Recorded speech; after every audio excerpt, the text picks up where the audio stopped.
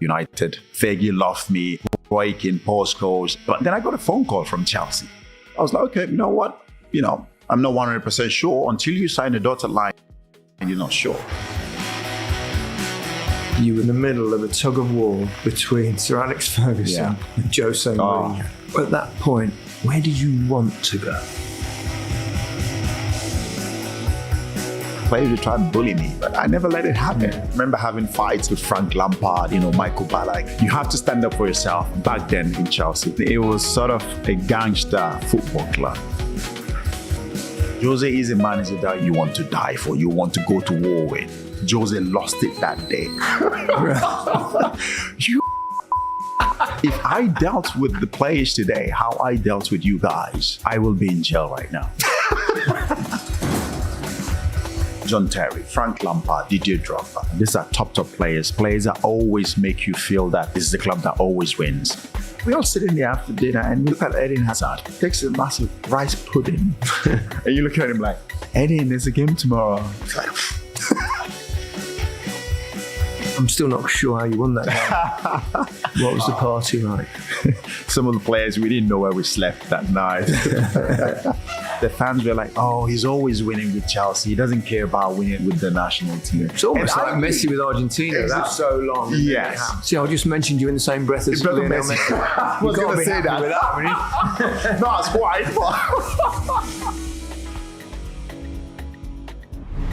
Hello and welcome to The Rest is Football with me, Gary Lineker. Today joining us is a special guest, a man who spent almost a decade at Chelsea, where he won 2 Premier League titles, 4 FA Cups, 2 League Cups, a Champions League and a League Cup. Not bad.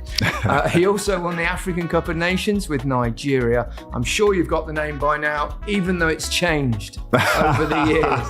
A warm welcome to Mikel John Obi, host of the Obi-Wan podcast, a fellow podcaster. Oh, thanks. Thanks for having me. Explain the name changes first off, because do you know, last week I met you at the final of the Club World Championship.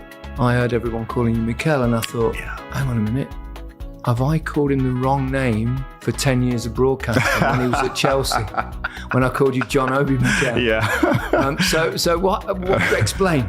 The name came about, obviously, when I was playing for the under-17 national team.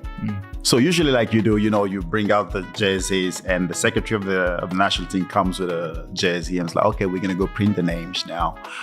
What names do you want on the back of your shirt? So obviously I wrote down Michael because that's my dad's name. So I wrote down Michael and then obviously finished printing the name, came back and I looked at the jersey. It was Mikel.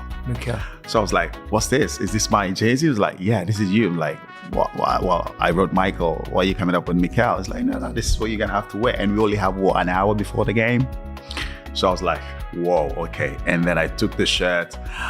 Obviously, wore the shirt. I had a fantastic tournament. It's a superstition. Superstition, yeah. And then I thought, you know what? Why didn't I just keep it? I spoke to my dad afterward. My parents was like, because you were named after your dad. Yeah. Your dad's mine. Yeah. So he was like, well, do what you got to do. So I was like, I'm just going to keep the name. And since then, I started wearing it. And again, to under 20 tournament as well, where I had a fantastic tournament as well. I came second behind Lionel Messi. He won the play of the tournament. I came second. I can't believe you let someone so average as Lionel Messi beat you. Go on. Yeah, so that's how I decided to keep the name of the, Mikel. But it was John Obi Mikel and then it became Mikel John Obi. Or yes. Did we all get it wrong for a long time? No, it was what it was. And then it became Mikel John Obi, yeah. Just to confuse us, yeah? Yeah, just to confuse you guys. So how are you enjoying life of podcasting? Good, absolutely good. Trying to catch up with you guys. We'll try and help you on your way. Yeah, it's been good. I've only started, it's been 2 years now. So I've started the Obi-Wan podcast. It's been going well. I mean, we've had some really good guests. Jose Mourinho, Carlo Ancelotti, Frank Lampard. John Terry. I never let it happen. We've been fights doing with all Frank right. Lampard, Michael Ballack. You have to stand up for yourself. We've had a few players as well there from Chelsea. It was sort of So, a gangster football it's good. club. It's good. I'm enjoying it. I love Jose it. is a manager that just you to want get to die for, perspective you want of to go how to war players with. Jose lost see it the that game, day. players, coaches, and stuff like that. So I it's dealt with the players today, how I dealt with you guys, I will be in jail right now. Generally coming on ours and then John I'll Terry. go on yours. amazing. If you These are have me. top players. Definitely, Players that you're the always legendary, make you so feel that this is the of club course, that I always definitely wins. want to have you in my pod. Tell me, let's take you back to your childhood. Growing up in Nigeria. Yeah. How was that? Growing up in Nigeria was difficult. In what way was it difficult? Obviously, I came from a very poor background, poor family. Didn't have much to eat sometimes. Father was worked hard to provide for the family. My mom. My dad used to work. He was civil servant. Wasn't the best of salaries. My mom, obviously. We had a little kind of shop just in front of the house where we lived, where my mom used to sell food, drinks, just to obviously provide for the family, to help out with my dad. And sometimes it was difficult for my family to get all the kids, in school. I'm from a family of 7 siblings, and me 8, mom and dad 10. Sometimes it was difficult for everybody to be in school, obviously, with the school fees and stuff like that. So a few times I stayed at home because I just couldn't go to school, so that my sisters went to school. But then I picked up, obviously, interest of playing football. And for me, football became my sort of getaway.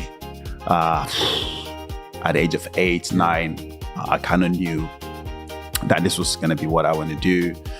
My mom, my dad, everybody around, in the neighborhood knew, okay, this kid is going to be special. Kid is going to become something special. And then I just pursued football. So I not forgot about school. I was still in school, but then I knew. Let's be honest. When we're playing football, we all forget about school. Exactly. So that's pretty much what happened. I knew, okay, football was going to be my journey. This is going to be something that I'm going to have to pursue. And my mom and dad obviously supported me. And, Your siblings play? Any of them? Yeah, my siblings, very, very good. Even my sisters. Really? When we were kids, we used to play around the house. Yeah. So my sisters used to play with us as well. But my brothers, really, really good players, footballers. A brother of mine was a goalkeeper, still plays in the Nigerian League. One of my other brothers is really, really good. My younger brother as well. He stopped playing now. But I come from a very... But the family, footballing despite background. them all being good players and stuff, you were the one that was clearly, you stood out. Yeah. I was the one who stood out. I was the disciplined one, let's put it that way. You were the disciplined I was a disciplined one. I didn't go to party. I've done my research on this. I need to know who told you that. I want to know. It's all the research. Well, Harry, producer, he's looking guilty over there in the corner. Oh, is that you, Harry? Come on. I can assure you this. No, I'm always early. I'm very disciplined. When did that change? Now I know where these stories come from. Jose Mourinho, isn't it? Yeah. There's a few bits in it. We'll come to Jose later. Okay. But how does a young man with considerable talent, how do you progress in Nigeria? What's the local football like? What's the conditions of play, facilities? Condition of play is not good. Facilities is not good. That's something we've still talking about. Trying to make sure that we can develop the infrastructures. Because you're now quite involved, aren't you? Yeah. What's your role now?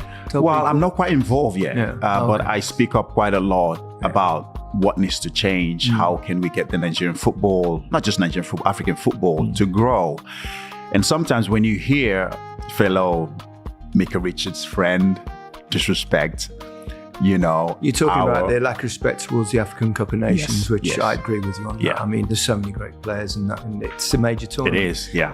It's like Copa America, exactly. The Euros. Yeah. And for somebody to say that, for me, I just felt, it was very, very disrespectful.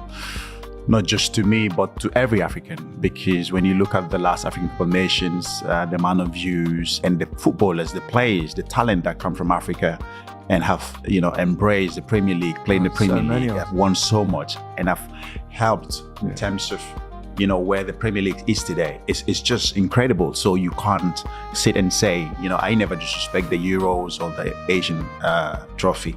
So for somebody to say that, I just found it very disrespectful, and I had to come out and say what I said. But no, African football, yes, in terms of the infrastructure of getting it where it should be, there's so much work needs to be done. The corruption. Why is that still the case? It is the corruption, isn't it? The corruption needs to be rooted out. People who know the game need to be in charge. Until we can do that, I don't see it going anywhere. I don't see that side of the game changing and getting better. We need people. Not just Africa, though. That is it. We worked on these tournaments. Yeah. We've just done the Club World Cup, and then that's coming now in the summer where there's no play. You talk about players or people that know the game making decisions. I assume you mean like ex-players, and managers, and even referees possibly. But there is so little involvement from footballers, isn't there, at the top?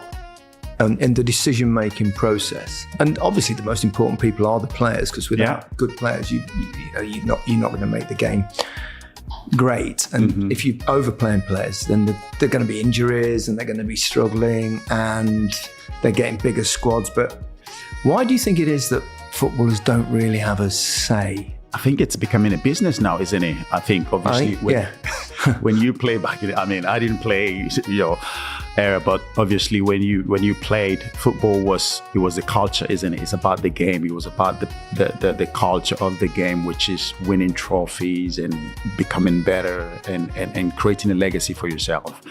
And I think as well, I was lucky to play also in that era where football, was also about the culture, about winning trophies. But right now, when you look at it, it's become a business. The owners, they buy the football clubs just to make money. It's become a profitable business. And now they sign players to be able to sell them in the next 4 or 5 years. Not thinking about winning trophies. The culture of the game is they moving away from the culture of the game, and that's why we see that players are playing way too many games, way too many competitions now are coming up. FIFA have created a Club World Cup, which is going to be every 4 years, and the World Cup as well is every 4 years. So you're going to just have back-to-back tournaments, huge tournaments. But again, like you said, I think the good thing is that these clubs are getting obviously bigger squads. They invest in a lot more into, the science of the game. You have, the teams that can be able to, that have the data to show, the manager, the amount of load minutes that these players have played. So you can be able to manage that a bit better. But still, the welfare of the players, like I always say, is the priority. But why do you think it is that the players don't have a say? I mean, there's Fifth Pro, and I think they're starting to try and do something about it, but I just think it's the money. I just think it doesn't matter what you say. I think obviously Man City players, Rodri, they came out and said what they have to say, but it's just the money. The FIFA will not listen to the players. Do you think the players should go on strike? Is that what's going to happen? Do you think that it's going to get to that point? Hopefully not, because we want to enjoy it. We want to see players play. We don't want to see players start going on strike saying, I'm not going to play. But I just hope that FIFA at some point will listen to the players. I think it's going to get to that point might be a while. it might be a while, but I hope it's going to be for soon. A lifetime. I don't think it'll be put in my lifetime. Might be in your lifetime. Maybe in my lifetime, but the players deserve to be heard, definitely 100%, because the players' welfare is the priority. So when did you first? I mean, you ended up going to Norway. Yeah. I mean, from the warmth of Africa to the cold. That was a massive shock. That was a contrast, I bet, wasn't it? It was a massive shock. Yeah. I mean, the first time I saw a snow. How did that come about? Oh, that's crazy. Obviously, it's beautiful. It's a long story. First of all, I went to Manchester United for trials, which everybody knew about that. I was going to sign for United. I was in Manchester United for 2 months, trials with the club, with Fergie. And then they sent me back home. Obviously, Fergie wanted me to sign for Manchester United. And I was happy to sign for Manchester United, because who wouldn't want to sign for Manchester? A kid, 16, 17-year-old kid, from Africa. Manchester United back in the day was the biggest club, in the Premier League. And I went to trials 2 months at Manchester United. Fergie loved me, all the players, Roy Keane, Paul Scholes. I used to train with these guys. Hang on a minute. Roy Keane loved you. He did. Surprise, surprise. Roy Keane loved anybody. I don't think so, but he absolutely. Obviously, when I trained Fergie, obviously just to protect me, so he used to pair me in the same team with Roy Keane to look after me, so that I don't get bullied by the likes of Paul Scholes, Nicky Butt, and the rest of them. So, which is what happened, but. Yes, was going to sign for Manchester United, and the problem was that when you're coming from Africa, you need to be 18 before you sign a professional contract, or you have 75% of national team caps before you can sign. So I didn't have any of that because I was 16, 17. So Fergie was like, okay, we're going to send you back home.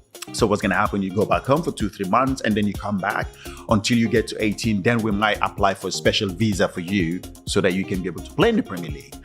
So they sent me back home after 2 months of trials. So I went back home. I was at home with my family, just chilling. And then I got a phone call from Chelsea. A certain agent called me and said, listen, I know you've been to trials with Manchester United, but, there's this club, Chelsea, they want you to also come But this is after the experience in Norway. No, this was before. This happened before as well. Yeah, I'm trying to get Okay. You got time. I got time, Gary. I've got loads of time. It's podcasting. We do what we want. It's not like TV. You've got to hit a break, and then you've got to hit the end, isn't it? I mean, we'll have a break at some point because we've got to sell a few commercials. Right. We've got to pay for ourselves. But, of course. But we've got as much time as you like. So carry on. I'm sorry to interrupt. I then went back home and got this phone call. It's like, Chelsea would like to invite you for trials. Claudio Ranieri, Roman Abramovich just bought the club back then. Huge investment is going to come into the football club. Yeah, King Claudio. Yeah, special guy. Yeah, absolutely love him. So I came for trials. I was like, okay, you know what? I'm not 100% sure until you sign it on the dotted line. You're not sure. So I was like, okay, you know what? I'll fly to London. I flew to London, and then I went to trials with Chelsea for another 2-3 months. And I used to train with Marcel Desailly, Jimmy Floyd Hasselbank, and the rest of them, Celestine Babayaro. And Chelsea again wanted me to sign. They liked me. They was like, oh, we want to sign you, blah, blah, blah. And again, I wasn't 18, so I couldn't sign. And I didn't have 75%. So they thought about it. It's like, you know what? We're not going to make some mistake that United make by sending you back to Nigeria. So what we do, we'll send you to South Africa first. They said, because the development, we don't want you to stay in Africa because the facility, the development is not going to be great for you. We send you to South Africa where there's a bit more developed in terms of facilities, the game you can have. I was like, okay, sure. So they sent me to South Africa. So by then, United started looking for me. Fergie started looking for me. Nobody knew where I was. And then Chelsea sent me to South Africa. So I spent 6 months in South Africa. And I think when I got to Cape Town. Cape Town, yeah, nice place, yeah, not bad. So I spent 6 months in South Africa. I think around then I was about 7. I just hit 17. I was about 17 plus. And then after 6 months, the club said, "Oh no, you have to sign for us now. We want you. Either you sign to play for us, the club in South Africa, or you have to go." But Chelsea didn't want me to sign because if I signed for them. When I turned 18, Chelsea have to pay them transfer fee, a huge transfer fee to get me out of the contract. So Chelsea was like, okay, no, he's not gonna sign for you guys. So they pulled me out and then they took me to Norway. That's how the Norway situation came about. Random though, isn't it? Took you to Norway.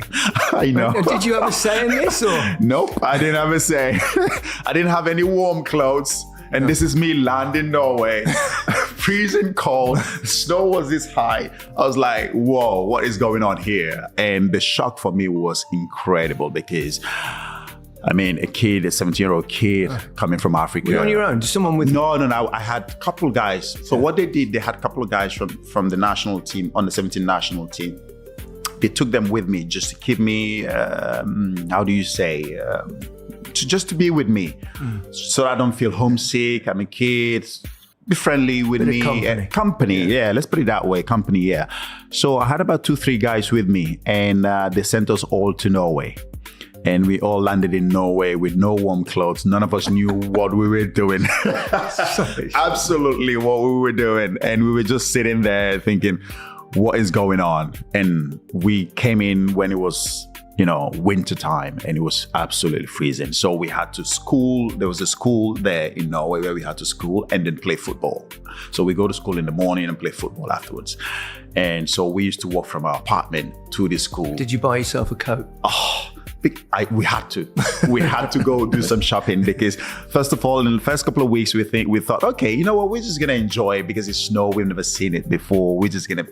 But then we started getting absolutely hammered by the cold. Like, it was incredibly cold. But then we went shopping and we got some warm clothes. And that's how the Norway situation came about. It's beautiful, the Norway. Absolutely beautiful. Stunning. Amazing place. Like the buildings, the people. They're so nice, but a very expensive place to live. Yeah. Very expensive. So let's carry on the tale, because you spent a little bit of time there. Yeah. And then it was Manchester United or Chelsea. Yeah. Tell us the story, because it's quite unclear on what actually happened. Another long story. I like long stories. Hopefully I get a book come out soon. You should definitely do a book. You could do a book on I can do a travel book even. Transfers and travels. Transfer, exactly. I can separate both. So of course. So I went to Norway, and then I was training with Lionel. And I was going to school. I was training with them, and then I turned 18. So Chelsea was okay, signed for Lionel. So when I got 18, I signed for Lionel, and then I played a game. I played one game. I think about 1 or 2 games I played, and then Manchester United got to know where I was. And then, of course, they found you. They found me. After all these shivering in the cold. After all these years, they finally found me. And then, of course, Fergie never gave up. Sent the scouts. I think it was Jim Ryan. Sent Jim Ryan over, the scout of Manchester United back then. Sent them straight away to Lionel. And then they landed at Norway, and then came to the football club straight away with a contract, saying, "Oh, you have to sign the contract." And I was like, "Well, I am here. Chelsea sent me here." I was like, "Oh yeah, but Fergie loves you. We all love you at Manchester United. We've been looking for you. Where are you? Finally, now we found you. The boss wants you." Put Fergie on the phone. I spoke to Fergie. He's like, "John boy, where are you? We've been looking for you. We want you at the football club. All the players, everybody is asking where you are." And I was like, "Well, I've been here." And my other teammates who I came with from Chelsea, they were like, "Mikel, you can't sign this contract. You can't sign because Chelsea brought us here. What are you doing? You can't sign for Manchester United." And I was like, "Well, this is Manchester United, Alex Ferguson. You know what I mean? Why not?" Hard man to say no to. Exactly, it's a hard man to say no to. And back then I was like, I know the 2 clubs want me. I have to sign for somebody. You keep sending me here, there, that I have to finally sign for. Who was helping you make this? I have an agent back then, John Shitu. Yeah, I had an agent back then, John Shitu. But obviously he was with Chelsea. So he was with Chelsea, sort of. So you did as your agent told you to do. Yeah, exactly. Blame him. When the Man United fans have a go at you, blame him. Blame him, yeah. So Fergie came with the contract, and then I signed the pre-contract. Obviously, I signed the pre-contract. Then when I go to Manchester United, I'll sign the proper contract, and then that's when I signed the contract that day, same day. Back then, there was a ex-Manchester United player who was the coach for Lionel. So he was getting directives from Manchester United saying, "Oh, you have to get this kid. He has to sign. Please get him to sign. See how you can force him to sign." And and eventually they managed to convince me. So the manager, the club, they got me in a room. They boxed me in a room. They sent all my friends home. They said, "You guys go home. You're not needed. We just want to keep Mikel here for a while." So they kept me in the room and just convinced me and gave everything. It's like, we'll look after your family. We'll do anything you want. Were you tied up behind a chair? I've got this strange I've got a gun in my... It's like, you got a gun in your head. You will sign. Yeah. Let's make it clear that probably didn't happen. No, that didn't happen. No. So the manager convinced me, and they talked to me. They told me everything. Fergie on the phone, convincing me to sign. Obviously, the 2 games I played for Lionel, I was absolutely fantastic. I scored in one of the games and gave an assist or something. So they really, really wanted me to sign. And then eventually they got me. Obviously, I saw a contract, big contract. I think it was about £1 million. They offered me straight away. Yeah, something like that. Yeah. A kid, 17, 18-year-old kid. It's just, life changing. Exactly. Life changing. I've never seen that kind of money before. Like, neither of my family. Like, I was going to help my family come out of the situation where we are, that we've been, so I think that was probably what really pushed me. I know when some people talk about it, like, but why did you sign it? I think for me, looking back at it, was the money, the life-changing money, what it will do for my family, my mom, my dad. So I assume both clubs must have. Both clubs must. Yeah, similar offers. But I haven't got any contract yet from Chelsea. Yeah. But then I have a... So obviously people now will be thinking, if they didn't know football at all, they think, oh, you signed for Manchester United then? Yeah, well, it was a pre-contract. Yeah. Exactly. It's still a contract, but it was a pre-contract. Just to make clear, people getting slightly confused. Can you say at this point that you didn't play for Manchester? No, I did not. So what transpired? So I signed the contract, I signed the pre-contract, and then I did a press conference where I was holding up the Manchester United shirt. Just to show you how everything went very, very quickly. I didn't have anybody there that was advising me, like independent advice. Like somebody was like, okay, Mikel, think about it. Blah, this, that. No, I didn't have any. Everybody was United. The manager was from United. The club wanted me to go to United. Obviously, they were speaking to Fergie and the rest of them. So I didn't have anybody saying, Mikel, hold on a minute, think about it. Let's think about this properly. I didn't have anyone. My agent was not there. I couldn't speak to my family. The phone wasn't allowed to. I wasn't allowed to use the phone. The phone was sitting right there. Every time I picked up the phone, like, who are you calling? Who are you texting? Well, you can't pick up the phone when your hands are tied behind your back. No, you can't. So and then I did the press conference. So everything was very quickly. Signed the contract straight away. There was press already, media already, press conference after an hour or two, and then everything went. And then it was on Sky Sports and everywhere. And then Chelsea were like, what is happening here? My agent was like, what is going on? Trying to call me. I could see his phone. I see my phone started ringing. I looked, it was his name. Yeah. I couldn't pick it up. No, because she has a title. I think that's going to be the one. I want to go with this. It's going to be a running joke. Hi, stand me on my back. So I saw straight away my agent started calling, my parents calling, my brothers, like, what is happening with you? I just couldn't answer the phone. For hours, I couldn't answer the phone. And then I did the press conference. The press conference happened. And then Chelsea straight away sent my agent from London to come down to Norway to find out what's happening. So my agent came to Norway. But back then as well, after the press conference, I finished the press conference. I wasn't allowed to go back home. So do you sound like a prisoner? I mean, it seems it's extraordinary. Go on. It was a movie, I'll tell you that. Could be. So I wasn't allowed to go back home. So the club and Manchester, whatever, it was the club. I don't know if it was United, but I'm sure the directives came from. I'm not saying it was 100% from my end, but the club then took me to a hotel.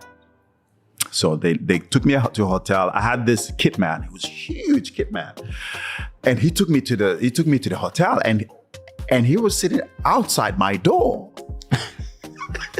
Honestly, he told me, I was like, the plot thickens. Yeah, like, huge guy, Norwich and huge, like. So he was our kit man, and so he said, you know what?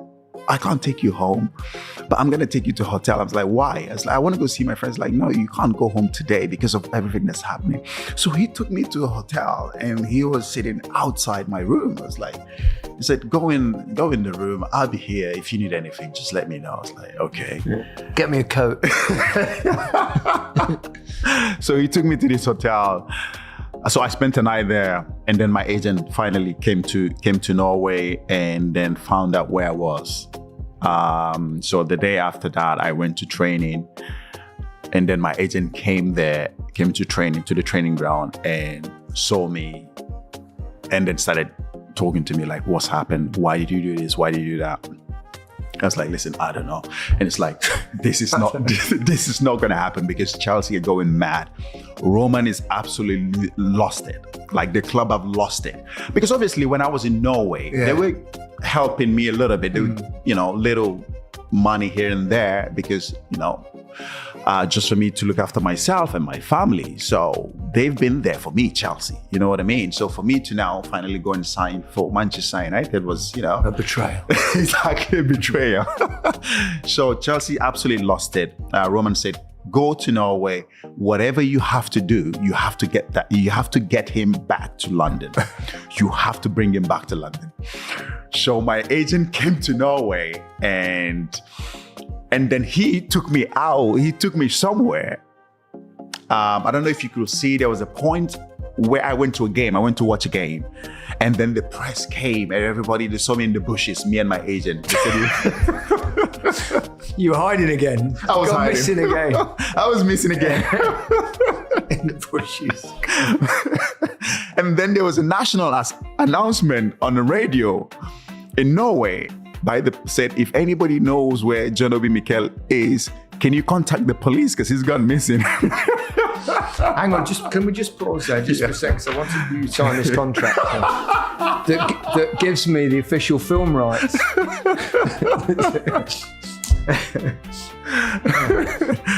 Actually, there's no point giving you a contract to sign because they don't mean anything anyway.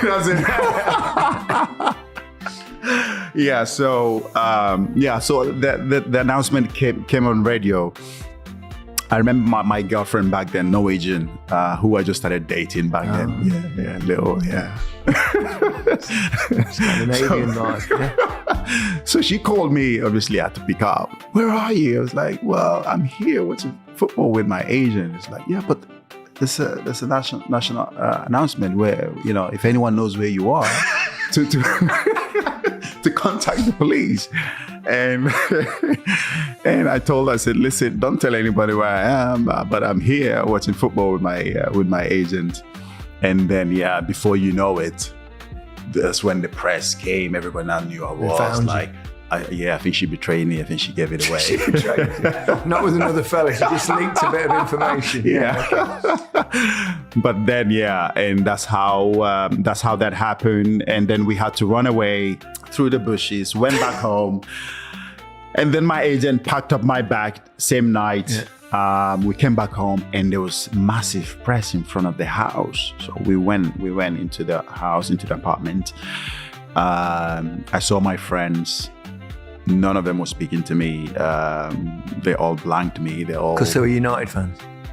No, because obviously they wanted me to sign for Chelsea. Oh, because right. If I sign for Chelsea, those friends, yeah. Yeah, so my friends, yeah. If I sign for Chelsea, they will have a chance of probably maybe not signing for Chelsea, but maybe sign and maybe being loaned out somewhere. You know what I mean? So, their future depended on what I did. And I think also that was another thing that made me kind of reverse my decision, because I could feel when I went back, I could feel what I did wasn't right. And I saw what it meant, what I've done to them, you know what I mean? And so I went back home, I packed up my bag straight away, me and my agent. We couldn't go out through the front door, so we had to jump. We have to go over the fence. Fences, bushes, jump out the back window. We went through the back window. We jumped over the fence, went through the back window. And then that was how I was flown into London. Nobody knew when I left. Booked the flight same night, flew into London, and that's how I stayed. I got an apartment just next to Stamford Bridge. I stayed in an apartment there. So Chelsea got me an apartment. I stayed there, and for a year and a bit, I couldn't play for either Chelsea or Manchester United because FIFA was trying to sort it out. Chelsea said, we're not going to let the player go. He was our player. We've been looking after him, blah, blah, blah. Obviously, they have the records of everything that they've been the one looking after me. And the pre-contract doesn't exist until I signed a professional contract. So Chelsea were like adamant, he is not going anywhere. Roman was like, no, he's my player. I want him. Jose Mourinho as well was like, I'm not going to let the kid go. I want the kid to come to Chelsea. And that's how they did everything for a year. FIFA tried, couldn't sort it out. But then finally, the FA, English FA got involved. Saying, okay, we have to sort this out. The kid has to play football. He has to play football. So we have to find a way to sort it out. It must have been frustrating for you. Yeah. Not being able to play for that amount for a of year. time. For a year. I lost a year, It was horrible. It was a terrible time. You're training there, no? I was training, yeah, but I wasn't allowed to train with Chelsea or Man United. Yeah. Not with any club. No. So I was training on my own. Sometimes I go to the park, do some run-ins, but it was horrible. I can't imagine how difficult it must be to be in the middle of a tug of war between Sir Alex Ferguson and Jose Mourinho. Oh, crazy, horrible. And I wasn't allowed to speak to either of them as well. I wasn't either. That was probably for the best. Yeah. So I stayed in that apartment for about a year, every morning waking up thinking, what am I going to do? How am I going to get out of this situation? When you have your mom and your dad calling you every day, crying on the phone, your brothers, your sisters, is this how it's going to go? Is this how my career is going to go? Am I going to get banned? I'm not going to play any football anymore? I know we've joked about this, but that must have been seriously frustrating and worrying. Yeah, it was. It was. Like, you wake up in the morning, a few times I woke up, I was crying. You go to bed crying because you have no clue what's going to happen. I have absolutely no clue what's going to happen, because when I talked to my agent, he said, I don't know the situation. Do you feel like you were manipulated at all? Of course. Someone of a young age? Of course. I did not have any independent, good advice when I was young. No, none. Yeah. Listen, my agent was good. He was a lovely man, good guy. I got on really well with him. But obviously, he was from Chelsea. He was Chelsea. He wanted me to go to Chelsea. Yeah. So the whole United thing was hugely. The way it was conducted by my club, Lionel's Law. Yeah. And can I ask you, at that point, where did you want to go? What did you want to happen? I mean, I guess it's difficult to not say Chelsea because you've spent an amazing decade there. Yeah. But at that point, and I think most people would understand that United were a huge club. Huge club, bigger club. So it must have been. I think when I signed the pre-contract, I think after everything, when I left Norway, I had a clear picture of where I wanted to go. And I just knew that obviously Jose Mourinho coming into the football club, the transition of the football club, where the club is going to go, a young manager who's coming in, who's making a name for himself and wants to build something with Chelsea, wants to create history. Manchester United have won everything. Fergie has won everything with the club, Premier Leagues, Champions League, whatever, they've won it all. And I wanted to go. I thought, okay, let me go to Chelsea where I can create a bit of history, make name for myself, be part of history. And that was 99% of why I made the decision of going to Chelsea. Because after speaking to Mourinho, talking with the club, I knew exactly where I wanted to go. Come to Chelsea, create a bit of history and make name for myself. And now when I look back at it, of course, I managed to achieve all that. Yeah. We were the first club to win the Champions League, in London. We won the Premier Leagues multiple times, FA Cup, whatever, mentioning we did it all. So, I don't think anyone would say it was a bad decision. I mean, obviously Manchester United were also very successful in that period. Yeah. You joined, you were obviously a holding midfield player. Were you always that? No, was never that. I was more of a number 10. You transitioned actually into, you went further back, didn't you? I remember because when you first came, you did play much further forward. Yeah. The only thing I didn't do was to transition back to becoming a goalkeeper. No, but I was a number 10. For me, that's where I played from my early days, as a kid, or from the under 17 to the under 20s, I was a number 10. Where everything goes through me. I was the guy who created, the chances, I dictated the game. I was very much involved in the game. Everything had to go through me, under 17s, under 20s. But then that's where I love to play. That's where I wanted to play. That's where I see myself. That's where I know I'm good at. Yes, I'm not the quickest, but I was very good on the ball. Yeah, I never give the ball away. I was very good on the ball. Technically very, very good. And that's what all my coaches saw with me. But then when I joined Chelsea, I had a meeting with Mourinho. I said, listen, I know you're a number 10, but right now I have way too many number 10s. Obviously, Joe Cole, I think it was Joe Cole, somebody, a couple of other players. Well, hang on a minute. Didn't they have Claude Makelele and Michael Essien? Yeah. They're both number 6. Yeah, I mean, Makelele, obviously one of the absolute greats in that position. Yeah, and he was leaving. Michael Essien was never a number 6. He was a number 8, kind of like. Yeah, a bit like Frank. So Jose was like, watch Claude, because he's gonna leave. He's got 6 months left on his contract. He's gonna leave. So watch this guy, study him, because this is where I want to see you play. I think you're gonna be good in this position because you rarely give the ball away. You're technically very good. We can build up from the back with you, blah blah blah. Which we never did with Mourinho, building up from the back. So he kind of sold that to me. But so that's what I did. I watched Claude for 6 months. I played a few games here and there. Obviously, Claude was the number 1, and then until he left, then I became more involved, as a starter. But that was how the number 6 role started. I was never a number 6.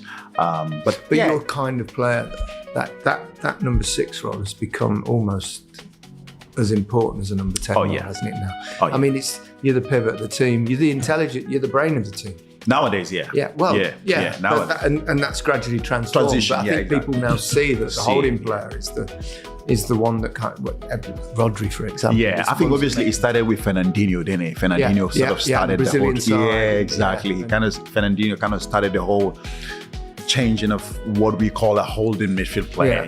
Building up from the back. Everything, and then of course Rodri now has just changed the game. You talk about Busquets as well. Busquets also was the guy who, but then you have these guys, but Rodri has just changed it. Well, on that, what is the main difference between 10 and playing as a 6? Oh, much different, isn't it? Yeah. As a 10, was it difficult to change, having played that other way all your life? I think when you play as a 10, and then when you drop a bit deeper, I find that much easier, because playing as a 10, you always have people behind you. You have to get the ball first done. First touch has to be good. Yeah. So when you have all that, playing as a number 6 is much easier, because then you're facing the play. You can see the game. You can just get it from the defenders, and then you're facing the play, which is much easier. And for me, that was what I found easier. But every time I went back to the national team, I still played as a number 10. So for me, always the change of position was always there. So I might be playing as a number 6 for a month, going back to the national team for 2-3 games, I play as a number 10. And then straight away I have to switch my mentality. I have to know, okay, now everything has to go through you. You have to show up for the ball. You have to take the game. You have to make sure you give the final passes and stuff like that. So it's always difficult. But I think for me, the number 10 was a position that I really loved playing. But then the more and more I played as a number 6, I felt very much comfortable. And then I grew into it, and I definitely, absolutely enjoyed playing that. I thought you were terrific. Yeah. Tell us about Jose Mourinho. What's he like to I mean, we all, Jose's a huge personality and incredibly successful football coach. Yeah. What's he like to play for, both in terms tactically, which we've already covered to a degree, but actually personal, the man-to-man side? Oh, the man-to-man side, Jose, it's incredible. We talk about playing for a manager. Jose is a manager that you want to run through a brick wall for. You want to die for. You want to go to war with, and that's something that he always. Why? How does he get that to you? It's just the man management. He comes to you. You can feel the passion. Sometimes managers have a conversation with you. You don't feel that, but when Jose comes to you and have a conversation with you, it's about, are you ready to go to war with me? Are you ready to play for this club, this badge? You want to win trophies. And if he finds a little bit of hint that you're not ready, he doesn't take you with him. He always wants people that I want that passion. Show me that passion, and believe that we can go and beat anybody. We can win anybody. Back then, when we walked through the tunnel, When teams see us, when we see teams, when they look at us in the tunnel, we can see, we straight away we know, okay, you're that, we're gonna beat these guys easy. Because the names we had, the physicality we had. Talk perhaps as well about some of the names you did play with at Chelsea. Maybe start with the captain, John Terry, because real leader, wasn't he? What a leader, a warrior, somebody you can count on anytime, any day, always on the pitch. That's why today when I talk about the leadership at the club, I talk about Reece James, for me, fantastic player, top player. We see that every time he plays. I've always talked about we need to have him on the pitch. Yeah, not injured. He has to be on the pitch, not always injured. And that's what I got with my captain. If my captain is always on the pitch, that just brings, confidence around the place. And that's what JT gave us year in, year out. He was the leader. You're walking through that door, coming to the football club, he just sets the record straight and tell you what the club is about, the culture of the club, what we stand for, what we want to achieve. Yeah, he had that conversation with you. Did he? He does. Yeah. He was very good at that. He always finds an opportunity to have a conversation with a new player that just come into the football club. He tells you who we are, what we do in terms of, applying yourself well, doing training, being there for each other, fighting for the club. We're here to win trophies. This club is about winning, the mentality of the club. And that comes from Jose Mourinho. And then down to the captain, John Terry. And then you have the likes of Frank Lampard, Didier Drogba, Peter Cech. These are top players that always make you feel that this is a club that wants to win. This is a club that always wins. And then, of course, you have, Michael Ballack, German captain who came into the football club and thought, okay, I'm Michael Ballack. I'm the captain of, Germany, played for Bayern Munich. But then he came into the football club and he thought, okay, I'm just going to be... But then straight away, JT straight away let him know that, no. There's always a bit of tension between both, And how did he let him know? Well, JT always lets people know, always has a conversation with you. There's always fights, with us. Really? Of course, in training, in the dressing room, but we never let it come out in the dressing room. Everything that happened stayed in there, but as players, we know. Till now. No, there's always fights between each other. Obviously, we want to win. That's normal in a competitive dressing room. It is, in a very competitive dressing room. Everybody wants to be there. Come 3 o'clock kickoff on Saturday, you want your name to be in the starting 11. And that's what we train for. That's why we fight for in the training ground. Players tackling, kicking each other, fighting each other because... And Jose, how was he with that? Did he? Jose let it happen. Yeah, Jose absolutely loved that. Yeah, that's where he sees who's who. If you get into a fight and you back off in that fight, Dimia's weak. You have to stand up for yourself. You have to make sure. I don't think he'd have liked me. That's where you I'd run away. You just walk away. No. You have to stand up for yourself. I remember walking into the football club at the age of 18, I had to start quickly. Yeah. I had to stand up for myself. I remember when, I was, players would try to bully me, but I never let it happen. Yeah. I always stood up for myself, I remember having fights, arguments with Frank Lampard, Michael Ballack.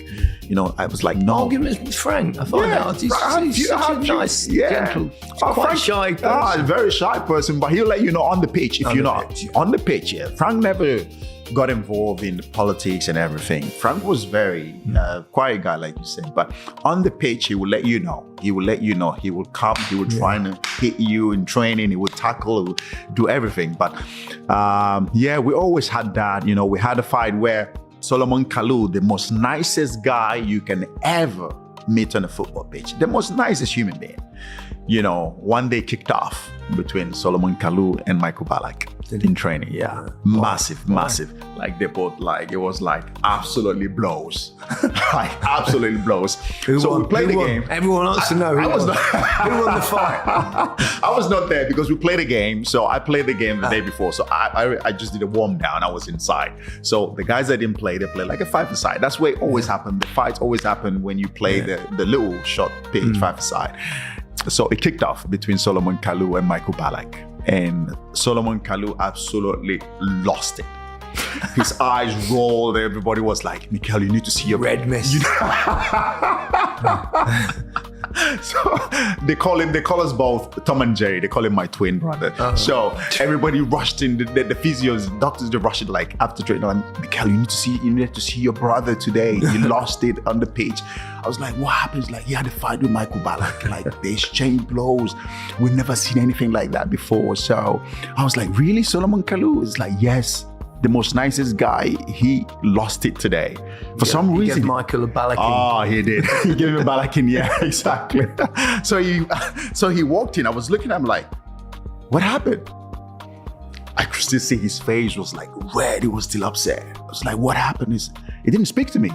He never said a word to me. It's like, he said to me, he used the F words like, get out of my way. It's like, why? What happened? We can use the F word on podcast. It's fine. Yeah. It's not terrible.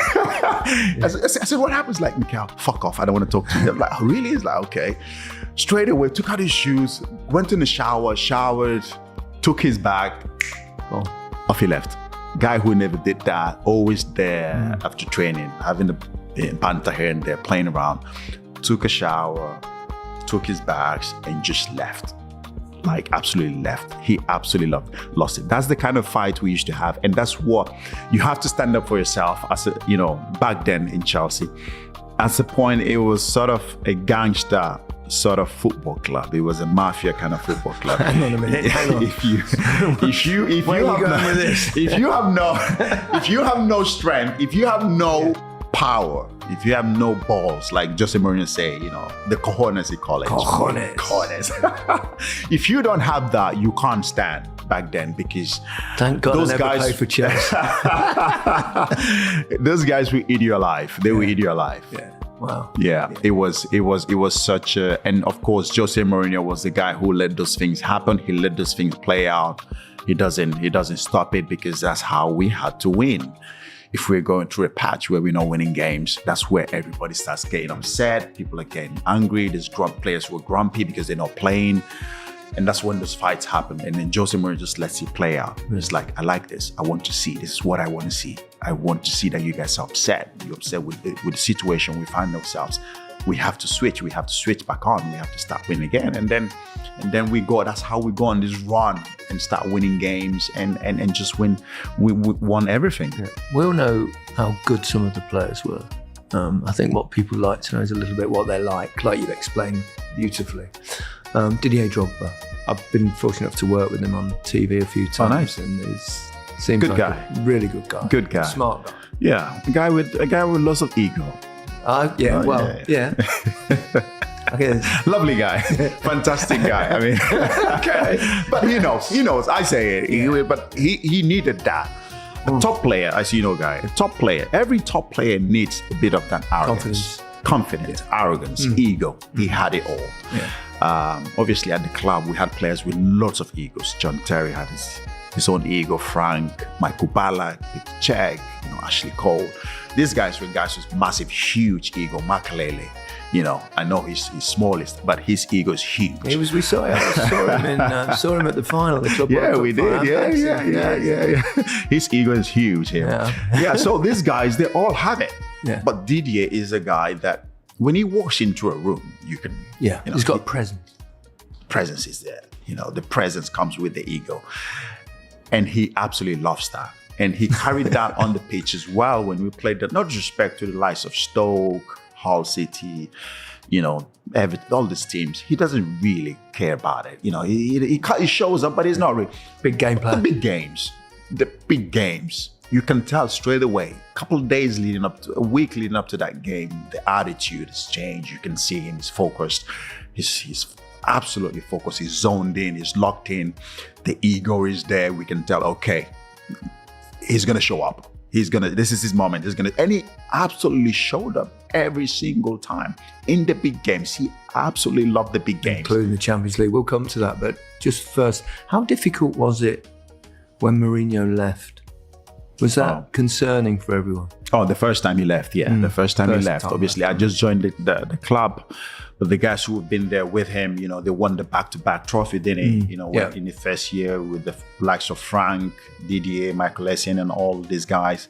I was talking more about the second time. You mean the second time? You were very much part of the second time. Yeah, the second time when he left. Obviously, he just came back and we thought, okay, he will be here for a while. He's not going to get sacked again. But, Roman, how Roman was, if you stop winning straight away, you're gone. It doesn't matter who you are.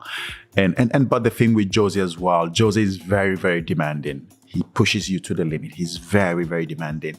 And when you have a year or two with Jose, because you're always pushing yourself, he always pushes you to the limit. Sometimes he just gets a bit too much, and then that's where the fractions start to come. The players are a little bit of fraction between here and there between him. But I think when he left the second time, we kind of knew it was coming. We saw that one coming. The first time we didn't see it coming, but the second time we kind of saw it coming because we could see it building up. And we just knew, okay, it's going to happen. Yeah. It's a matter of time. It's going to happen. And then it happened. We felt bad, but I think the first time was when it kind of hit us. Yeah, really hard the first time. Really hard the first time. Because I remember we were all in tears in the dressing room. Oh, yeah, we were all in tears. Really? Footballers? Yeah. Wow. Grown men. Yeah. Absolutely grown men. Like Frank was in tears. Frank and Joseph were like close, very close. I know people talk about him and him and Frank very close. Really? Frank was in tears, Frank was sobbing, and you see Didier, everybody was, but Frank was the guy kind of hit us really, really bad. He went around, shook everybody's hands, hugged a few people he got on well, hugged people he didn't. What about you? Did you get a hug or a handshake? I got a hug, yeah. I would hope so. I got a hug, yeah. But that's Come on, tell us about handshake. Obviously, as footballers, if you're not playing, the manager's getting sacked. Of course, you'll be happy he's leaving. Is what he's leaving, and that's what happened. So he knew the players that were waiting, that were happy that it's happened. So he gave them a handshake. But the ones that are very close to him, he gave a hug. So was he a different person when things were not going well? Oh yes. As a coach, yeah. Oh, yes. I think that's something, I don't know about now. Obviously, now he's a bit more matured. Back then. Sure. I don't think he'll ever change that much. He's still causing troubles in Turkey, I heard. Exactly. But back then, I think when things weren't going his way, he'll let you know. When we start losing games, when we lost very important games, when you lost a game, you don't see him. He doesn't come down in the training ground the next day. He doesn't come down on the pitch. No. So he comes to the training and he sits upstairs in his office and he gets his assistant, whatever, so they take care of training. He doesn't come down. He's pissed. He's angry. He's grumpy. He sees you in the hallway. He doesn't say hi to you. He walks past you like you didn't exist. Hi, boss. He just walks past you. We had to go back on the weekend and win. Yeah. And then he's friends with us. There you go. That's Jose. Yeah. That's how he knew that's how we can get the best out of us. He knew that. He pushed us to the limit. Yeah. And we understood that. Yeah. You know what I mean? He sits in his office, looking at us from his office and doesn't come down, doesn't speak to anybody. Yeah. Quite scary for the players. Intimidate. Exactly. If you can't deal with that, yeah, you're in trouble. I spoke to him today. He came on my podcast and he said to me, Mikel, if I dealt with the players today how I dealt with you guys, I will be in jail right now. It's true. The players today, they can't handle that. No. They can't handle that. They'll be on the phone to their parents, to their agents. And before you know it, they want to hook the players out of the club. And it's just, and it's true, He said, Mikel, I can't speak to the players. I can't now put a young player at 17, 18 in a room and get him his arms tied behind his back. He gave it to us. If we're losing a game and we walk into the dressing room in the first half, we walk in. So he has this, we walk in. Everybody's sitting. Oh, we're thinking, who's going to get the ball in that right now? And we walk in, we're all shivering. we took off the shirt. Everybody's got a towel trying to dry ourselves, keep ourselves warm. He's in the toilet. Yeah, he just takes his time in the toilet. It comes. He takes his time. We're sitting, everybody's waiting. 2 minutes, 3 minutes, you don't see him, you don't hear. The whole place is silent, quiet. The physios, the doctors, everybody's hiding. What? And then he walks in, and his how do you call it? Flies down. His flies down. Yeah, I can tell what you're doing there. Yeah. But don't do it too often because it's starting to look a bit suspect. His fly is down. His belt and everything is open. His shirt, his tie, everything is like. And then he comes in front of us, and then that's when he starts doing his flies. And he doesn't say anything, and he starts to do this. I'm thinking, fucking hell, who's gonna get it? And then he kicks off. My word. And then he kicks, you mother. Where did you guys sleep last night? He goes into everybody. He went on to Makalele one time. I remember we playing a game at Watford. We were losing 1-0. Walk into the dressing room first half. And he said to Claude, you? What are you doing? Claude Makalele, in case you haven't realized today, we're wearing black. We're gonna wear in blue, we're wearing black. Pass the ball to the guys who are wearing black. And Claude was like this. Because Claude never got it, because Claude was a senior player, top. Yeah. He never got it. But Jose lost it that day. And he said to Michael Ballack, you, Michael Ballack, do not come to my country, Portugal, to buy a house. No, don't come to Portugal. Don't come next to my house to buy a house. Buy a house somewhere else.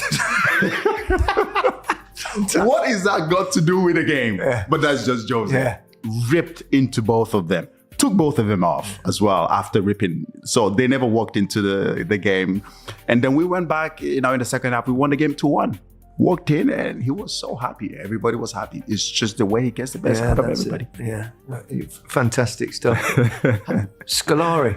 Yeah. Big Phil. Big Phil. Yeah, Big Phil. He was different, I imagine. He was different. But again, a big personality. Big personality. A manager who won the World Cup, I think, it was when he joined Chelsea. Came into the club. I just think, obviously, with Big Phil, I think that the communication was a problem. His English wasn't quite good. He didn't speak a word of English. But then he came into the football club, big ego, a manager that's won everything, came in and straight away didn't get along with the top players, the likes of Drogba. I don't know, for some reason. I think Nicolas Anelka was his man. But then straight away backfired. When you don't have Didier in your team, these big players somehow find a way to make sure that things don't go well when they're not playing. Well, yeah, you've got to keep the big players You happy. have to keep the big players happy. They have to be happy.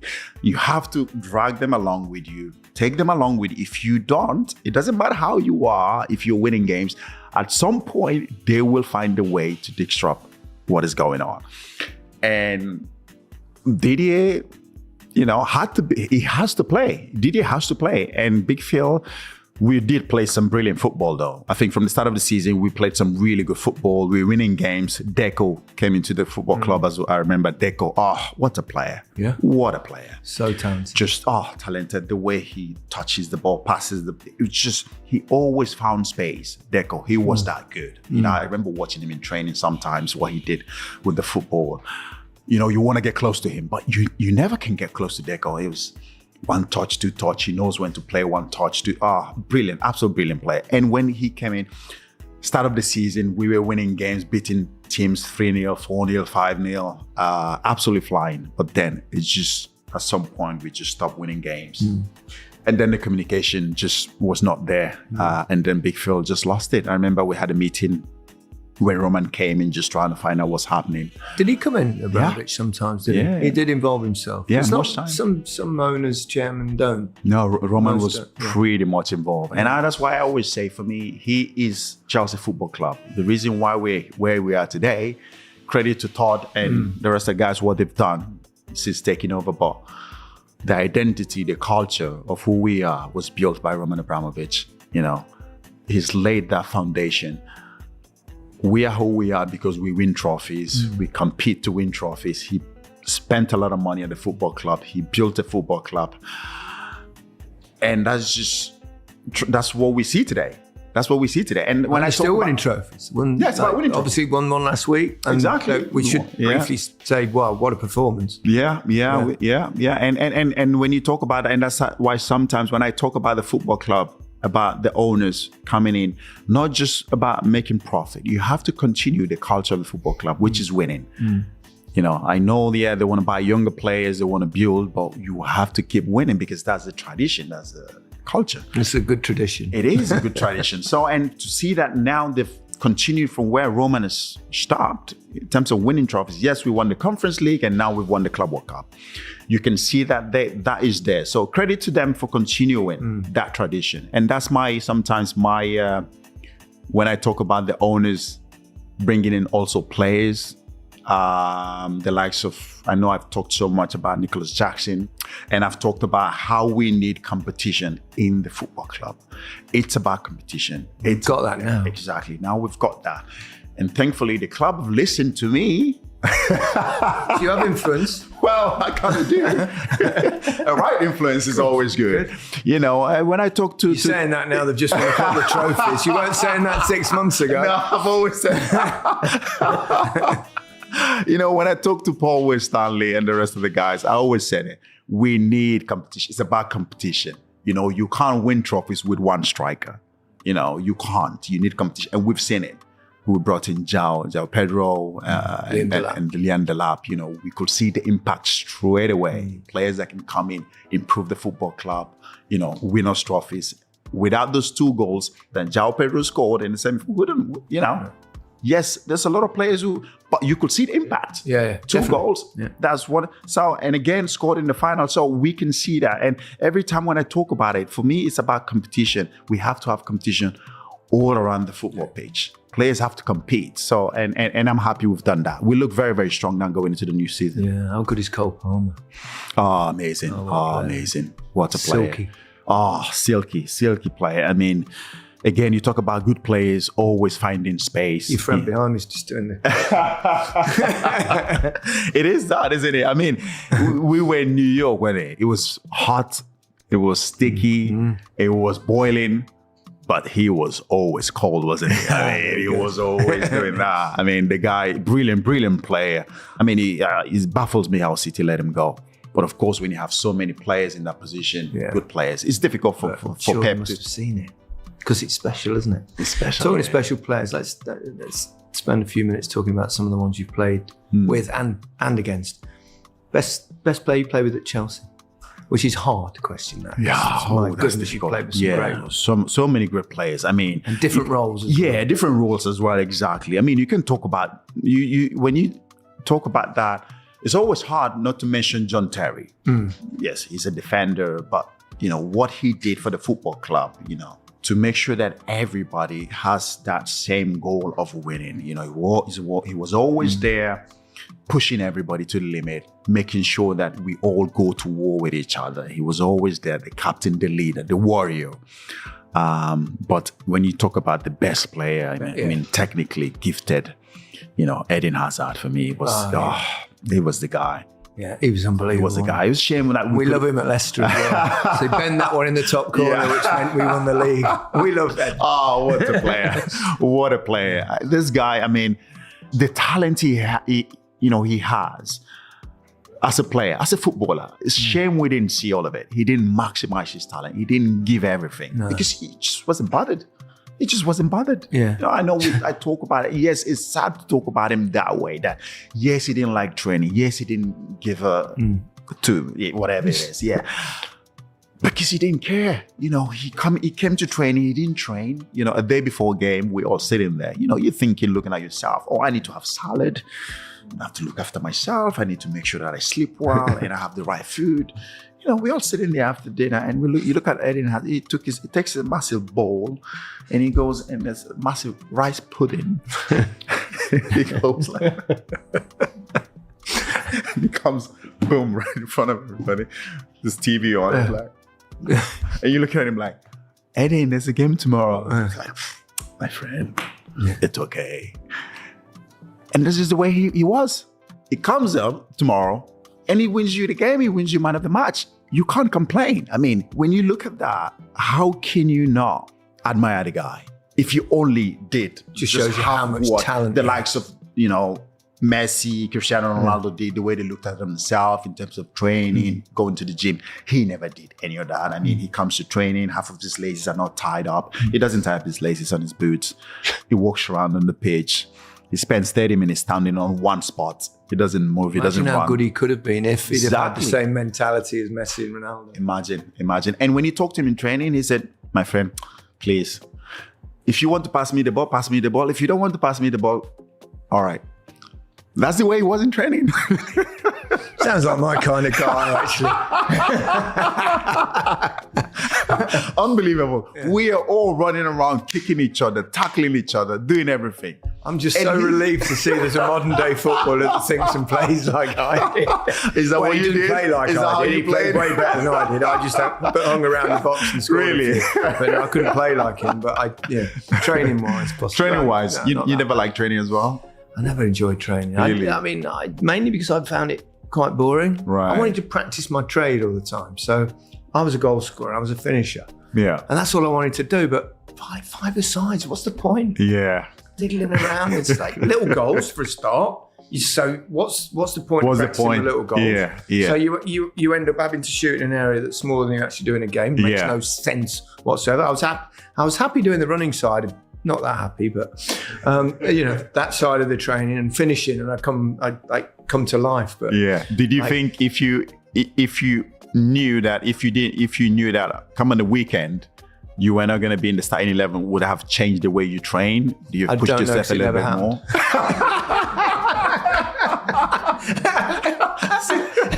Because you're never going to be in the starting. No, I wasn't. I did the training. I wasn't lazy in training. I did the training. Some bits of it, I wasn't quite in Hazard. I did my laces up. Okay, but that's anyway, good enough.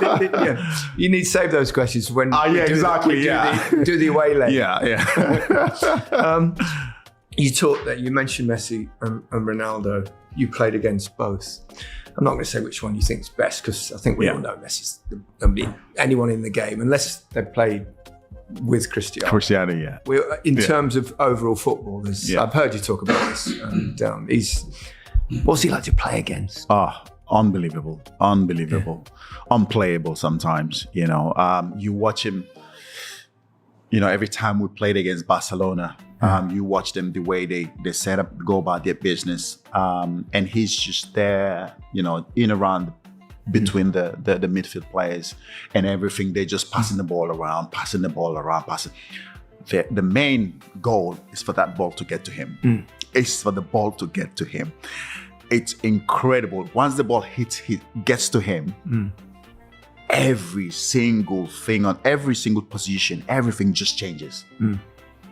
Unbelievable. Touches the ball, the movement, the way ball never leaves his foot. He can go past people very, very easily. We never defended Messi one-on-one. It's impossible. What was the plan against it? What was Jose's plan when he played Messi? 3 people with him. Yeah. It's important. You cannot defend one-on-one with Messi. You are dead. It doesn't matter who you are. You are absolutely gone. So what we did, if I'm playing, I'm with him. The ball is there. I don't give a fuck about that ball is there. Yeah. My sole concentration is on him. I keep an eye on him. That's it. So he's there. He knows I'm watching him. He knows people are always watching him, and that ball keeps moving. They keep passing it around. Yeah. Barcelona, they can zip the ball around. They're zipping it around, and he's moving. Once the ball is getting close to him, and he starts to make that movement, the ball hits his foot.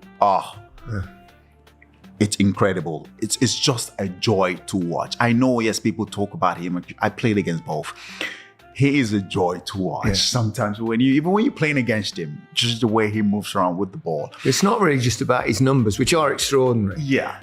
But it is that thing, isn't it? That when he's on, it's like he does 4 or 5 things in a game that I wouldn't have done once in my whole career. And, played at the top level, you played at the top. It's mad, isn't it? There's a level of footballers, great footballers, but then above that, he's on a different level. Yeah. He's on a different planet. Definitely. He's in a different planet. I mean, the numbers. Number one, you talk about the best dribbler. Yeah. He's one. Oh. You talk about the best passer. People don't, the weight, it's not about passing the ball, it's the weight of the pass. And the vision. The vision. I mean, how does he see things? The vision. He sees things. I remember in the World Cup, I don't know, everybody's seen that pass against Holland. We didn't see it. Nobody saw that pass. I didn't see it. I was in the stand. I was in the stand looking down, and I didn't see. Nobody saw that He pass. almost plays. I always say he plays like he's an out of body experience. He's playing above him. He's like looking down from above. And he sees things that you think, can't see. how? And you How have did to he look see back it? to see if it was a fluke. But it isn't. It isn't a fluke. Yeah. It isn't a fluke. I mean, that pass there, I think he went past a player and we could see, I think it was Montiel making that run. Oh my God. And the way he puts it through somebody's legs. Just that. I mean, it's incredible the vision that he saw. He played that. It's like he's played that way before we all thought it was going to happen. It's like he's lived it before. Yeah. And he saw it. It's just perfect pass. It's incredible. And we talk about the goals number. Yes, people talk about the goals ratio, between him and Cristiano. He's the best. Messi is the best dribbler, the best assist, the best passer of the ball, and the goals as well. Yeah. He's got the goals is close. And you can talk about Ronaldo's split way. He's not more. a great defender. It's not a great Which defender. leads me to a question. But when he wants to defend, he can do it. And when it was in his prime Messi. Prime Messi, yes. Tell me what it's like. And when he has got the ball, because you've not managed to stop him getting the ball before. Yeah. And you're up against him. Yeah. Like you straight away you call him for help. You call him for help. You need help. Straight away you don't. SOS. Yeah, exactly. You don't dive in. The worst mistake you make is to dive in. Because if you dive in with Messi, his feet are very fast. So once you throw that, once you do that, he can just dink the ball over your leg and he's gone. Yeah. He just dinks it over your leg and he's gone. And then once he goes, he's quick.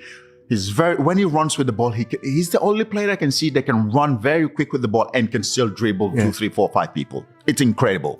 So once he gets the ball, straight away I'm calling for help. I'm like, Frank, where are you? Frank, where are you? Etienne, where are you?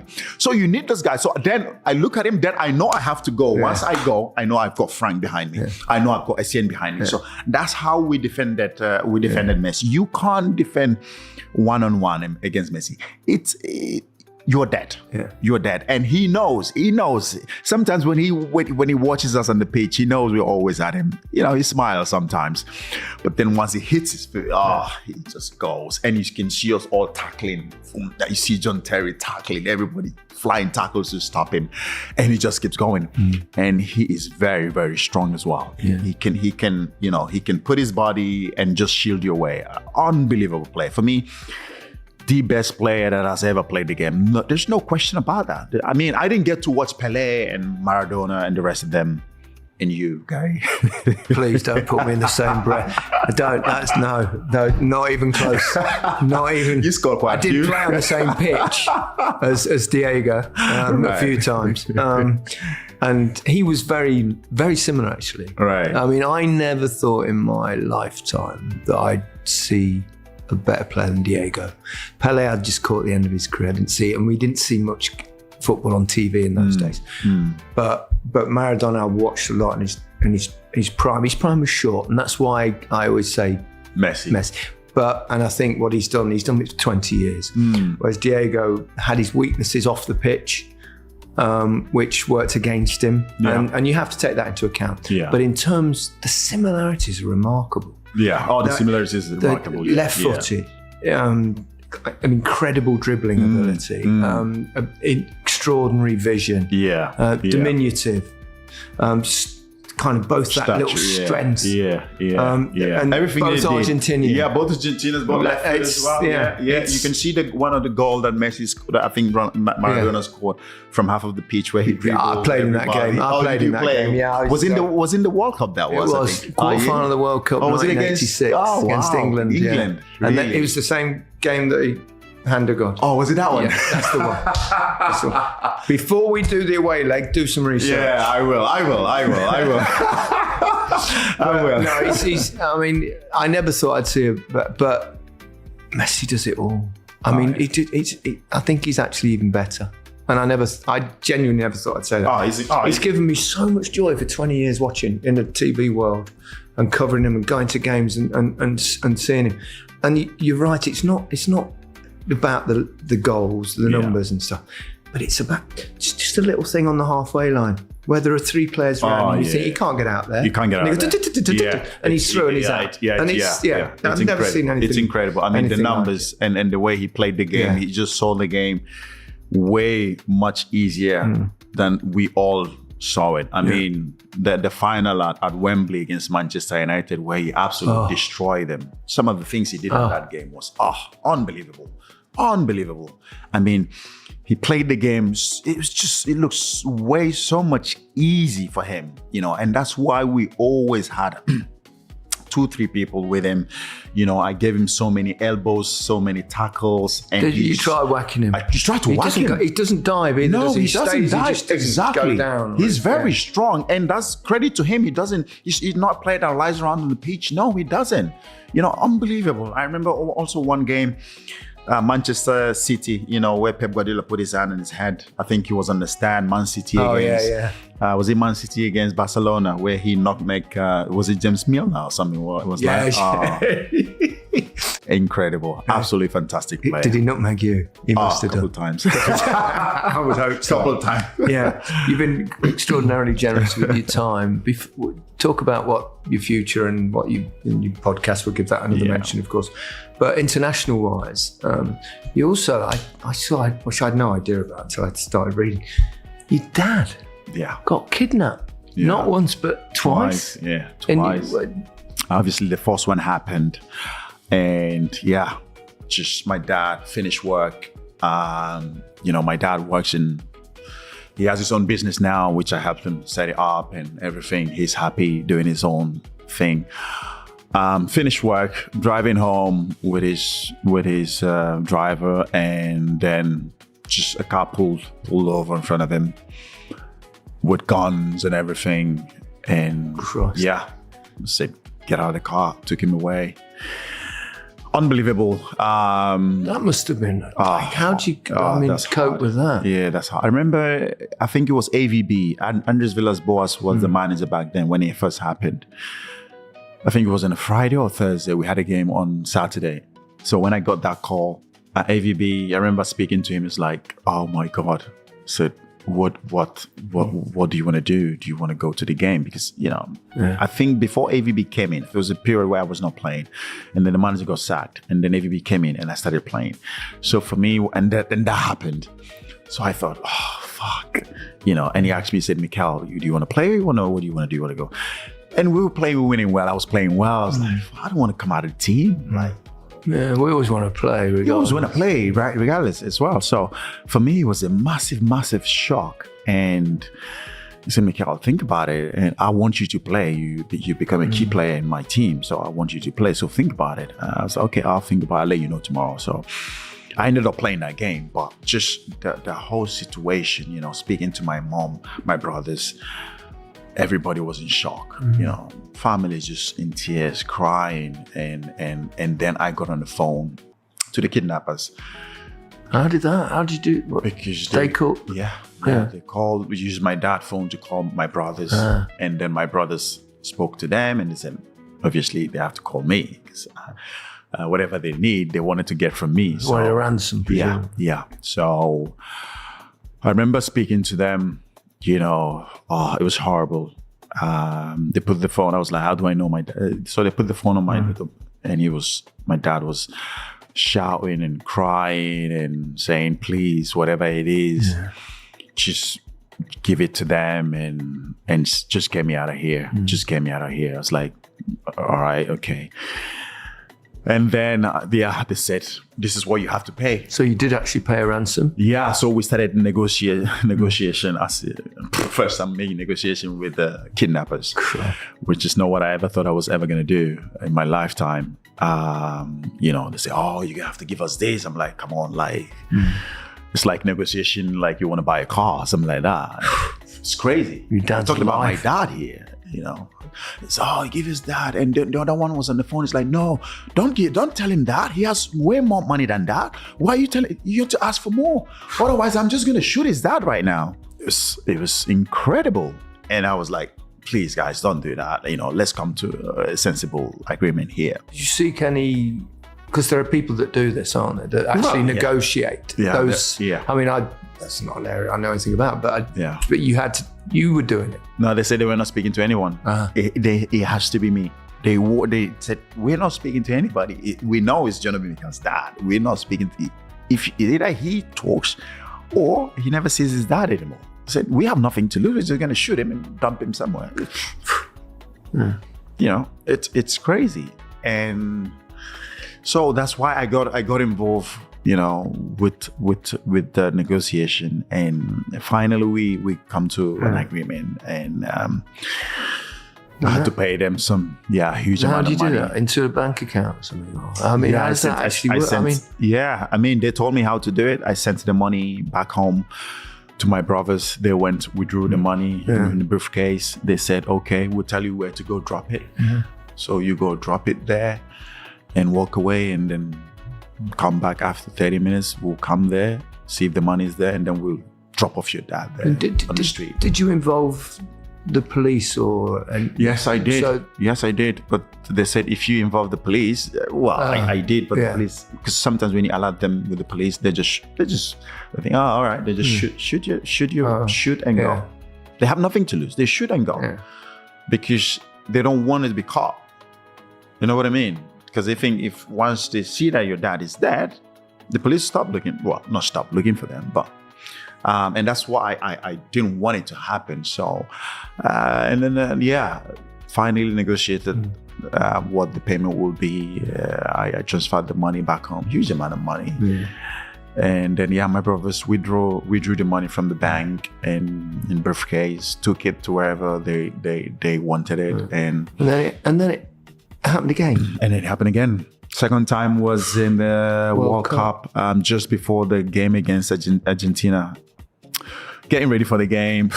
It wasn't the same people, was it? No. I have no idea. No, you don't know. They've never been caught? No, never been caught. No. I think, if I'm not mistaken, maybe the first ones were caught. I don't know about the second ones. Okay.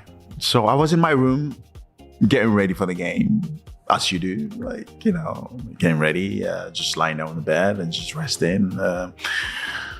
And then my phone keep ringing. My brother was like, why are you calling me porn game? It was like a few times. I'm like, okay, something must be wrong. So I picked up the phone. It's like, I said, listen, we thought about not telling you, it's a massive game. We had to. It's like, what is it? It's like, it's happened again. Dad has been kidnapped again. I was like, what the fuck? He said, yeah, he's been kidnapped again. He's been taken away. I was like, what the hell is going on? I just put down the phone. I didn't know what to do. Absolutely had no idea what to do. Going into a massive game like this against Argentina, against, the biggest game, captain of the national team, what do you do?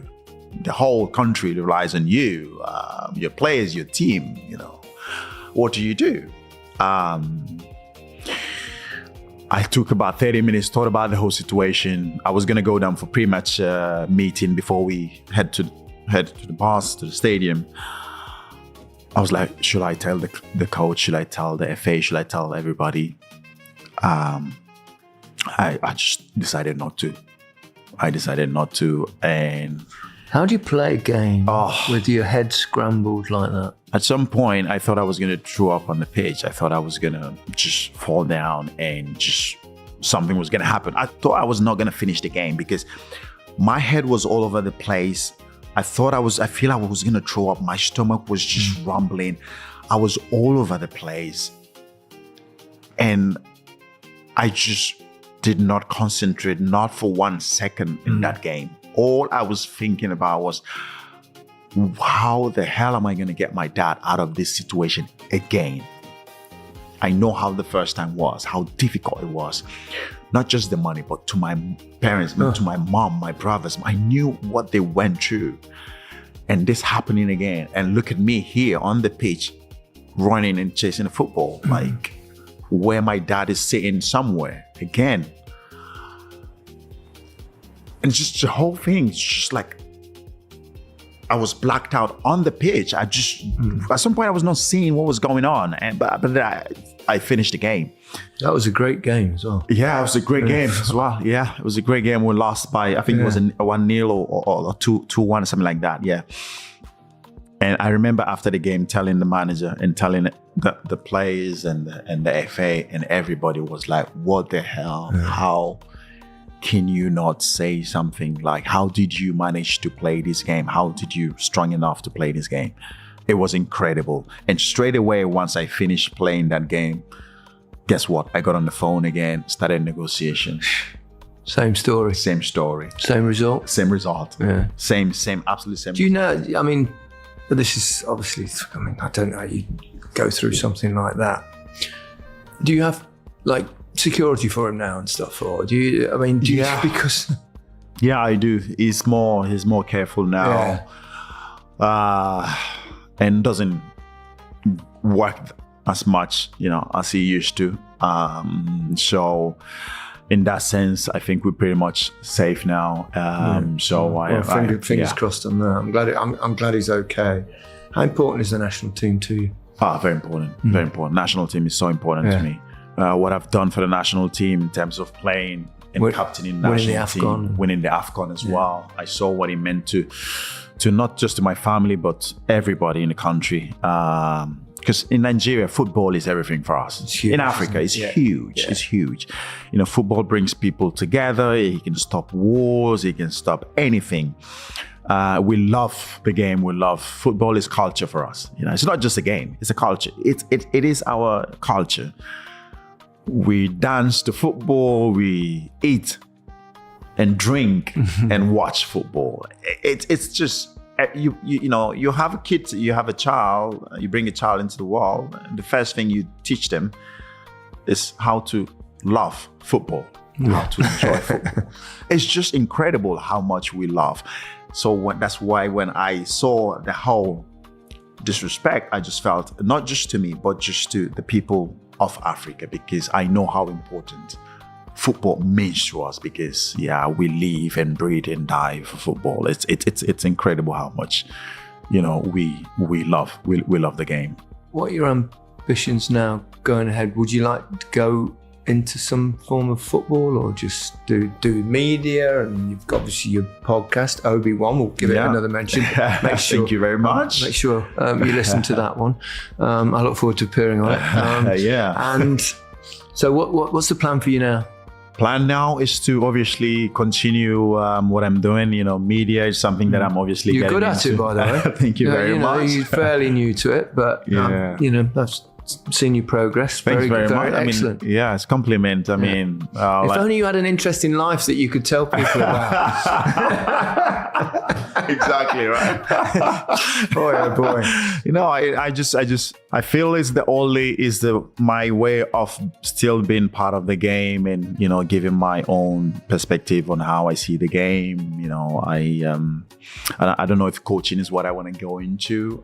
So I just feel like media, analyzing the game is how I see myself. I think sometimes a lot of people are very politically correct. I just feel like I am probably, but you kind of find the balance of saying what you actually think, and not what everybody wants you to say, because I see the game that way. That's how I played the game. And I just feel like saying it the way it is, sometimes it doesn't go well with a lot of people.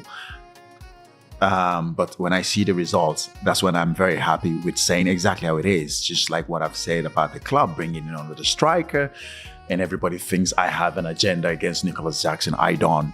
Now we can see that the club doing the right thing and bringing 2-3 strike. Now we have 3 world strikers. They can compete for a position. And now we can see that it's the impact.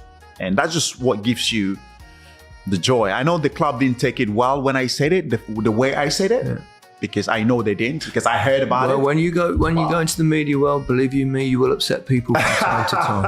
I speak from experience. But you will, and it's quite hard, particularly I think when you've just finished playing not that long, and then you go into it and you talk. Sometimes you're talking about players that you perhaps played against or played with, because I think we're always more critical of our own club than we probably are any other club, because you care more. Because you care more. Exactly. You care more. But that, honestly, you'll get a bit of stick during a media career, but probably not as much as if you go into coaching. But that's what football is, because people care. It's important. No, it's important, and it's important, but it's not important. Yeah, true. Exactly. But that's where a lot of the fans, you have it's a bit of a divide. A lot of fans are with you, some are not. Obviously, they think you're a bit too critical of the club, but it's just how it is, like you said, because it's our club, we care a bit more, and that's how I see it. And obviously, with my podcast, the Obi-Wan podcast, it's just a podcast started about 1.5 years ago, almost 2 years now. You're getting great guests, so that's about to end, but I think you're going to become the biggest next time you come on in. I don't think so. Jose Mourinho for one. I want to finish with this. Best moment of your career? Best moment of my career, I've always said, for me, I have 2. And my 2 is obviously winning the Champions League with Chelsea 2012, and of course following up with winning the African Cup of Nations 2013. For me, this my best moment of my career. Tell us, describe the emotions of both. Start with Champions League. Champions League. I mean, I'm still not sure how you won that game. Still not sure how we did it. I mean, the amount of chances they had, missing the penalty, hitting the woodwork a couple of times, absolutely dominated us as well. It was meant to be that year, wasn't it? Because the boss. I'm not going to say outplayed, but let's say you were slightly fortunate in all 3. But it was like it was meant to be. It was meant to be. I think when you look back at the games as well, that's how yes, it was meant to be. Because the Barcelona game, of course, playing with 10 men, John Terry getting sent off. And then coming through that tie, both legs as well, was absolutely something incredible. Like I said, Messi missing the penalty. And, they absolutely dominated us in the game at New Camp. We had to defend. At some point we just parked on our edge of the box. We couldn't get out. We just couldn't get out. And of course, Torres went on, and then Ashley Cole with that clearance, and then Torres was just there to go on and finish that, and just absolutely fantastic. And that's where we thought, okay, now we have to win it. This is our time to win it, and we just believed. We know, okay, yes, we're going to play Bayern at their backyard, in Munich, in front of their fans. We're going to be up against it. But we thought, okay, if we can overcome Barcelona, and we've done that, this is our time now to win it. And to be able to do that, and of course, to give Roman Abramovich the one trophy that he's always wanted to win, was just the most proudest moment ever. Like, you could see Roman. It was like a little child. It was a little child just giving a little kid a candy for the first time. That's how happy he was, because we knew he was always telling us, guys, enough winning the FA Cup. I don't want it anymore. You won it 4 or 5 times, 6 times. I don't want it anymore. The Premier League, you won it 4 or 5 times. I don't want it anymore. The Champions League. You have to win me the Champions League. And for us to be able to do it, that core of players to be able to do it. And I think that's the important thing as well, that core of players, because we've sacrificed so much. We've pushed ourselves so much to that's the one trophy we wanted to win. And to be able to do it 2012, give him that trophy and say, Roman, here you go, was something absolutely fantastic. And the emotions after that. Yeah, what was the party like? The party. I mean, it just couldn't sink in. Like, the whole thing didn't sink in, I remember going back to the hotel and seeing Roman, and then the whole party just started. Everywhere was just, it was incredible. some of the players, we didn't know where we slept that night. It was crazy. Yeah, I mean, everybody was just absolutely hammered. Absolutely hammered. I would hope so. I mean, we were supposed to fly back to London the next morning. I remember just calling everybody's phone, just trying to find where is everybody? Nobody was in the bus. They have to come to the room, wake you up, help you pack your suitcases, put it and just ship you into the car. And yeah, the party was crazy, and the emotion was just absolutely brilliant. And of course, the African Cup of Nations was just something special. Meant so much to the people of Nigeria, and because we haven't won it for such a long time. And I remember back then, because I was winning everything with Chelsea. And then I have a sort of love and hate relationship with my Nigerian fans. Why? Because they always think, just before that, they thought I've been always successful with Chelsea. I put in more effort in terms of winning trophies with Chelsea. But it doesn't work like that. And sometimes when you come to play with national, it doesn't work. Because I see the players for 2-3 days, 4 days, I play a game. Playing international football is hard. It is hard. It is difficult. I always say it's the most difficult trophy to win. When you win with your national team, it's the most difficult. So the fans were like, oh, he's always winning with Chelsea. He doesn't care about winning any trophy with the national team. And he's never going to become a legend for us because he doesn't care. So I had that sort of a love and hate relationship. That must have been frustrating to get that because you know you care. I definitely do care, and because I was the star of the team, and that's why they put so much pressure on me as well. That the whole country put so much. And I remember winning that 2012 Champions League, and they're like, oh, again, he's won again with Chelsea. They were happy, very happy, but they were like, yeah. But then they were like, okay, next year is the African Cup of Nations.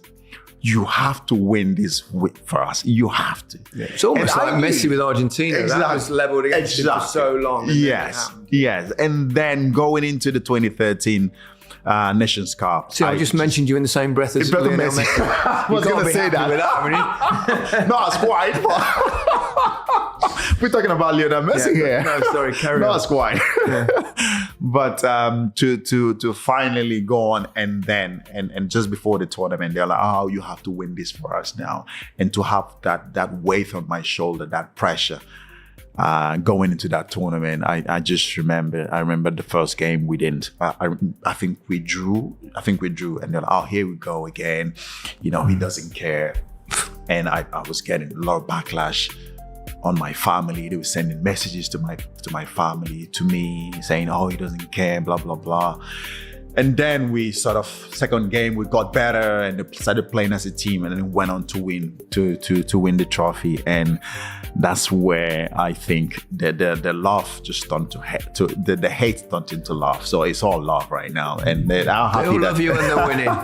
They all love you when you're winning. And that's exactly what happened. So the emotions after winning was just absolutely brilliant. And just to finally take that weight off my shoulder was just something incredible. And no, it was absolutely fantastic. Final question. Which part was best, the Chelsea one or the Nigerian one? Oh, I've always had both at some level. I'll allow you on that. Mikel, thank you. Thank you so much. It's been an absolute delight. Thank you for having me. Great to get to know you properly. We should do it again soon. We'll do it again soon. On the Obi-Wan podcast. On the Obi-Wan podcast. We'll give it another plug before we go.